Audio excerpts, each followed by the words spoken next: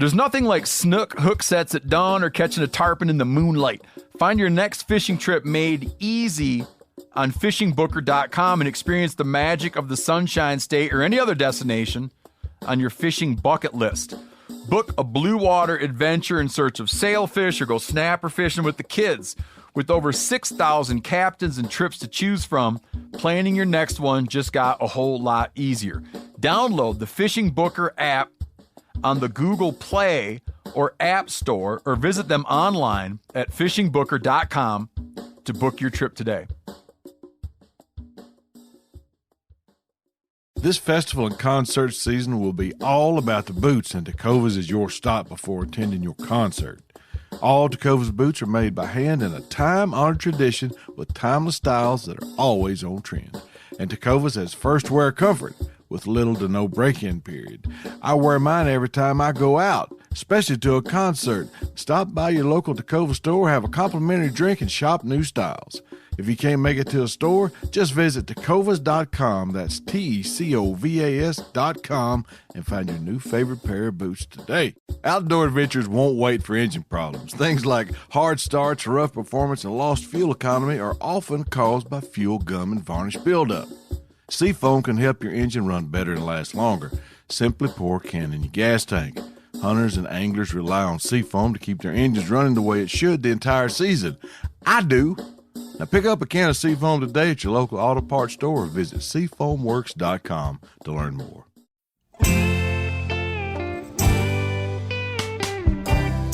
Welcome to This Country Life. I'm your host, Brent Reeves. From coon hunting to trot lining and just general country living, I want you to stay a while as I share my stories and country skills that'll help you beat the system. This Country Life is proudly presented as part of Meat Eaters Podcast Network, bringing you the best outdoor podcasts the airways have to offer. All right, friends, pull you up a chair or drop that tailgate. I think I got a thing or two to teach you. Making do with what you have. In the grand scheme of things, grand things are grand. Newer, bigger, better, and more. Who has the most things wins, right? Or do they? That's my best dude from Dateline imitation. But my question is this: is newer, bigger, and better always the best? Well, it depends on the situation. I'm going to talk about it this week. But first, I'm going to tell you a story.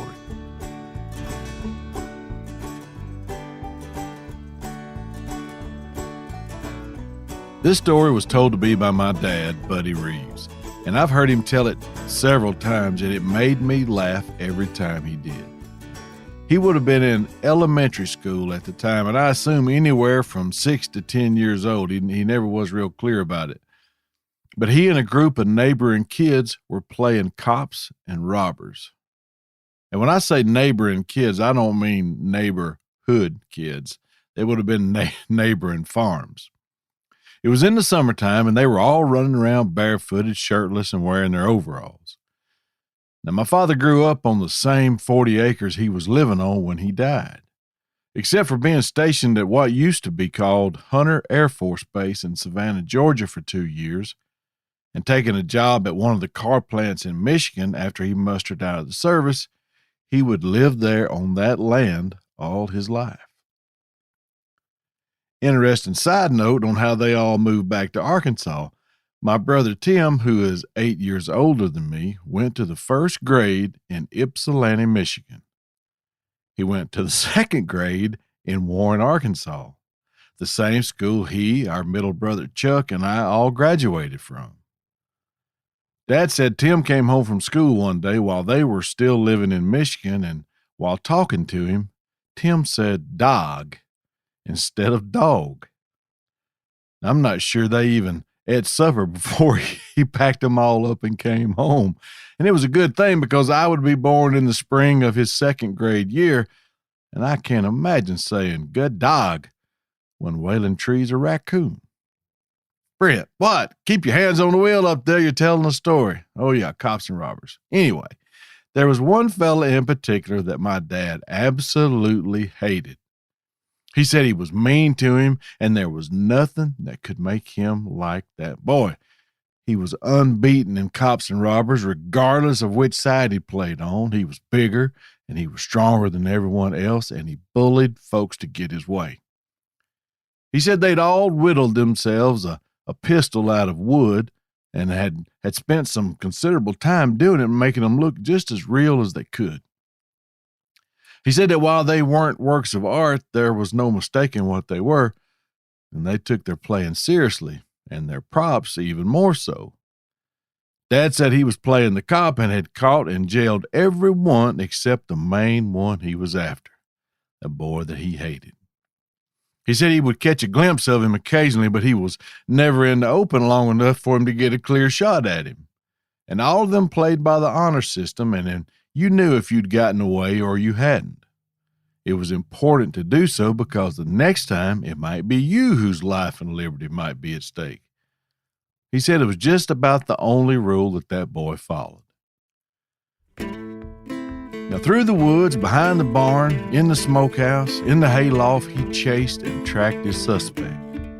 He said it went on for hours, and finally, he caught a glimpse of him down by the creek near the swimming hole they'd cleaned out. Now, interestingly enough, this was the same swimming hole that my dad said this boy nearly drowned in once. Apparently, he couldn't swim, and after jumping in the creek on a dare during a spring overflow, he was swept away and was calling out for my dad to help him. I asked my dad if he jumped in to save him. He said, no. I watched him disappear down the creek, thinking to myself, if you can't swim, you ought not go in swimming. Now, he never told that story that he didn't say how grateful he was that boy didn't drown. But I also never heard him say there was anyone else with him when it happened, which makes me wonder who dared him to jump in the first place. Back to the story. Dad said he'd tracked him down to the swimming hole, and he had slipped up behind him without him knowing, and he hopped off the bank hollering, "Stick 'em up!" as his bare feet settled into the sandbar where his suspect had been eluding capture. He got the drop on him. He was caught. Dad said his pistol was sticking out of his rear pocket, and he reached over and snatched it out of its holster, and now he had him at double gunpoint. He hollered for the other boys to come witness how he'd captured him after all this time. The unbeatable had been beaten. The uncatchable had been caught. He said they were knocking leaves off the trees, running to the swimming hole to watch the proceedings. Dad said there was a log that lay on the ground that ran out into the creek, and he told his prisoner to have a seat on it while they waited on everyone to get there. And after they did, Dad said, I told him that for all his crimes that they weren't even going to bother with a hanging, that he was just going to shoot him and get it over with. That's my dad, the tightwad, saving money by taking out the middleman. Anyway, he said, I asked that joker if he had anything to say before I shot him. The boy looked up at him and said, do you mind if I smoke? Now, the first time he told me this story, I said, smoke? He said, my dad said, yeah, smoke. Most all of us chewed or tobacco or dipped snuff or smoked. And I told him, yeah, you can smoke, and I'll have one too. So, being the Southern gentleman and honoring the last request of the doom along with wanting a cigarette himself, my dad allowed his captive to reach inside the bib of his overalls and take out his tobacco sack and papers. He rolled them each a cigarette, stuck one in my dad's mouth and reached back in the bib of his overalls and whipped out a little gun he'd whittled that my dad didn't know about. He pointed at my dad and said, pow. He got away again. And that's just how that happened.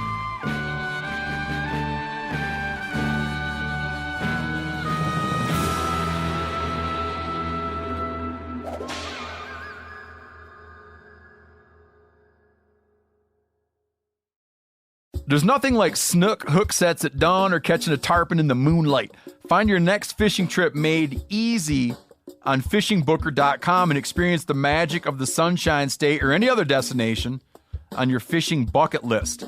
Book a blue water adventure in search of sailfish or go snapper fishing with the kids. With over 6,000 captains and trips to choose from, planning your next one just got a whole lot easier.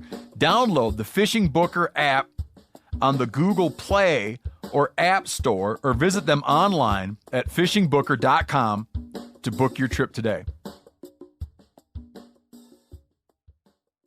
This festival and concert season will be all about the boots, and Tecovas is your stop before attending your next concert.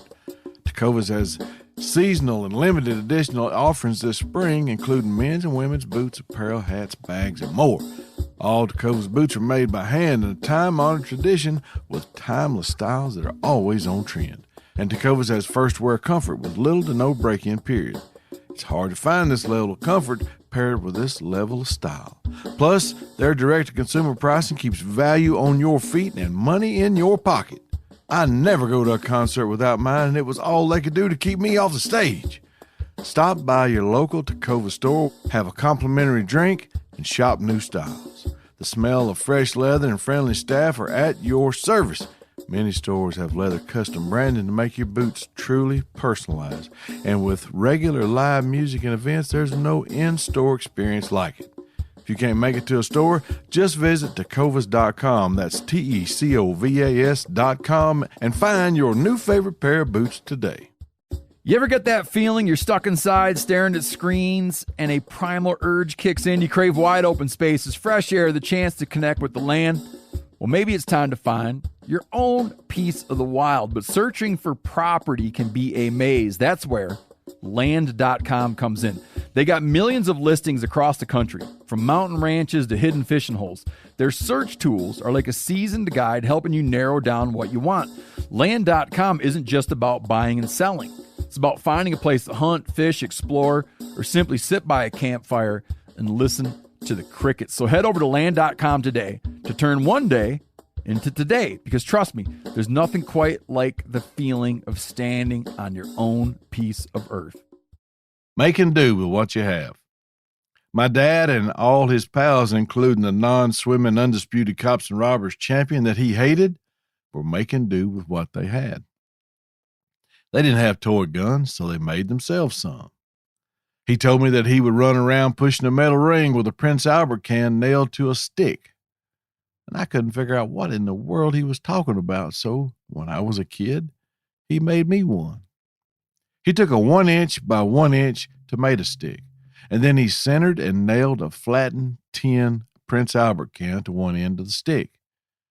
He then bent each side up that hung over the edge upward so that when you rolled that metal ring, the wings, for lack of a better word, on that Prince Albert can would steer the ring in any direction you wanted.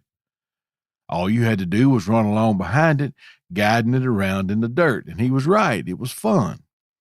And I made a bunch of those things after he made me the first one when I was little.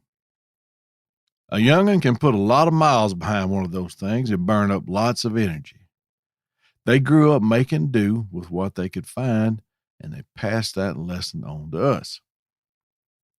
My Uncle Jimmy, Dad's little brother, told me about one of the boys that he played with that made what they called a tractor. And they made it out of sticks, a washer, an empty wooden spool, and a rubber band. Now, I'd never heard of such, so after he had told me about it, I did one internet search, and there it was. DIY wooden spool race car. If you search that up, what I just said, you'll see the video I saw and how to make one. In the video, they used tape and plastic spools and a paper clip, but the end result was the same. My Uncle Jimmy said that they cut little notches in the edge of the spool so theirs could get some traction and move around in the dirt that they were playing in. Now, that's making do with what you have and really making something fun. I watched that video and I thought, I gotta make one. That's about as country as it gets, but you and I both know that that stuff's not limited to country living. People everywhere do the same thing. It's just the examples that I have to relate to you all come from country living. It's the only place I've ever lived.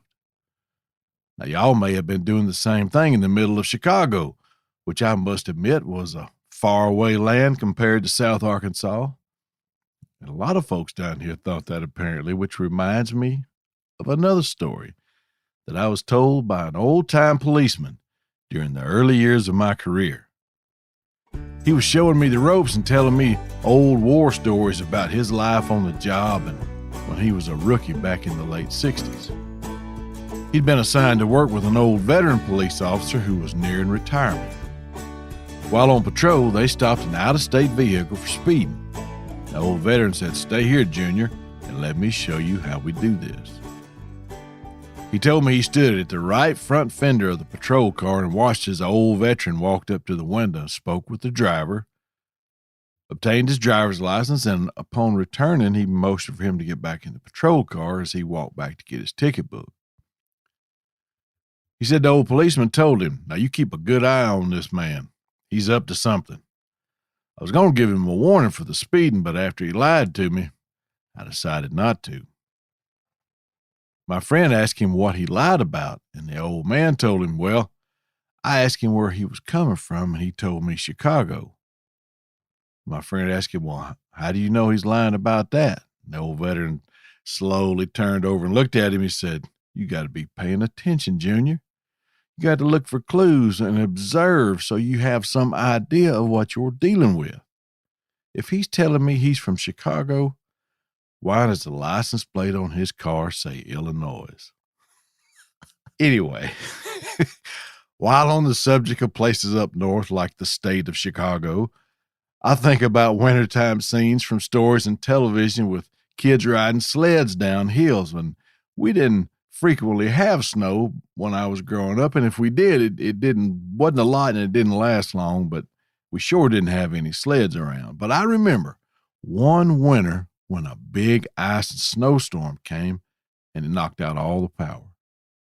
Now, we didn't have electricity for over 2 weeks, and there was no roads open and no place to go, but we couldn't leave anyway because someone had to look after all the livestock. Now, we had a big buck stove insert in the fireplace that my mama cooked on, and we all slept in the living room that adjoined the kitchen, and I don't ever remember being cold. During the day, we'd play outside after the chores were done, and my brother Tim said we were all going sledding down Goat House Hill. That hill was located across the county road from our house, and it was more of a bluff bottom than a hill. The land just dropped off into a creek bottom there, and there was a tractor trail that went right down to the steep grade that was covered in ice and snow about 8 inches thick. Now, we had the location in the right conditions, but like I said, we didn't have any sleds. And you couldn't have found a sled in Bradley or Cleveland County that was designed for snow. But what we did have was tomato boxes. Stacks of waxed cardboard tomato boxes that were bundled and stacked flat in the barn, waiting to be folded into the shape of a box of tomatoes next summer when we packed them full and took them to market. Tim was the first to try it. He sat down on the cardboard on top of that hill, pushed off, and vanished from sight. It was like he'd been shot out of a cannon down that hill.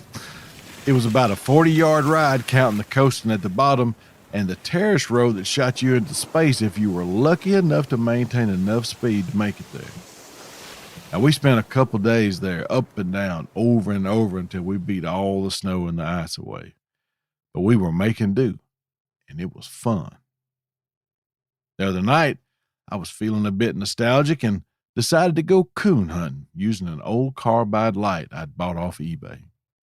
That was just like my first hunting light, and what I paid for this one, I could have outfitted a squad of coon hunters back in the day. But they sold them at Johnson's Hardware in Warren, and for about $20, Coach Bobby Johnson could have you seeing in the dark with a light and a can of carbide. I found a source for some carbide, and about a week of waiting on the mailman, I was in business. It was a couple nights before Christmas when the girls were all taken care of and no pending Santa elf's chores to knock off the list, and me and old Waylon, we hit the woods. I fastened my light to a cap, and off we went like a herd of turtles to some public hunting ground not far from my home. I posted the video of my carbide light hunt over on my Instagram page, and I got a message from a guy saying, "You ain't that old. There were all kinds of battery-operated lights when you were a kid, and he was right. There were a lot. They also made Cadillacs then, too, and I couldn't afford one of them either. I was making do with what I could afford. Anyway, the plan was to cut Waylon loose, wait for him to tree, walk to him, and find that coon using nothing other than my carbide light, just like I used when I was a kid. And guess what? That's just what happened. Waylon struck a track, toted it a piece, and then he treed. Within 15 minutes of getting that hound out of the box, I was looking at the glowing eyes of a masked bandito and listening to Waylon tell the world, at least anyone who was listening, where that coon was. In less than 45 minutes, we were back at the truck, having accomplished what I'd set out to do. And I do have a confession to make that I didn't talk about in the Instagram video. I had one of Michael Roseman's bent oak headlamps in my vest pocket as a safety valve. But just like the video showed, I never used it. It was a coon hunt from my youth from start to finish. And I'm going coon hunting tonight. But I'm not going to use that old carbide light. I'll be sporting a new Sunspot Copperhead. I don't have to make do anymore, at least not for coon hunting lights. But making do is good for you. It teaches you resilience. It gives you the drive to work harder for the things you want or need to make your life easier or better. Like the question I asked at the beginning of this whole episode, is newer, bigger, and better always best? Well, of course it ain't. My 10-year-old truck will get me to where I want to go as good as a new one, and that old carbide light I used the other night let me see a coon in a tree. I just think being nostalgic and going back and doing the things you did back when you were making do with what you had will certainly make you appreciate where you are even more. I know it has for me.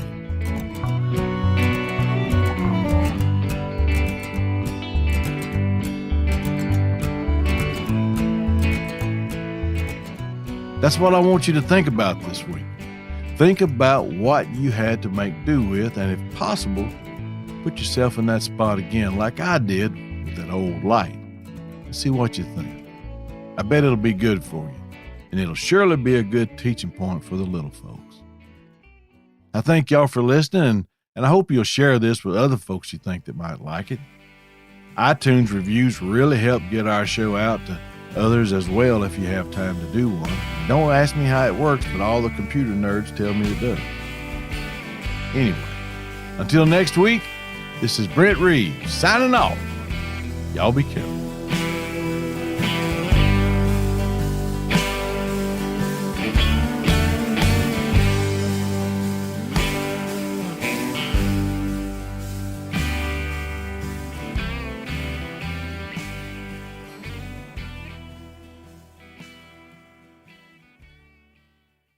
This festival and concert season will be all about the boots, and Tecovas is your stop before attending your concert.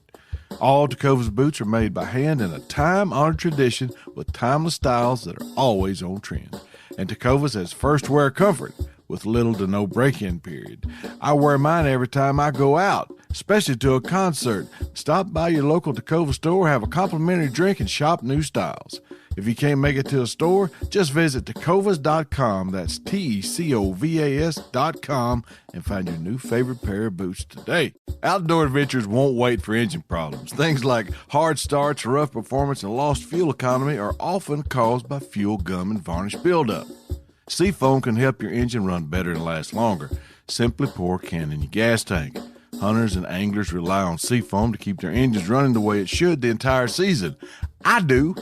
Now pick up a can of Seafoam today at your local auto parts store or visit SeafoamWorks.com to learn more.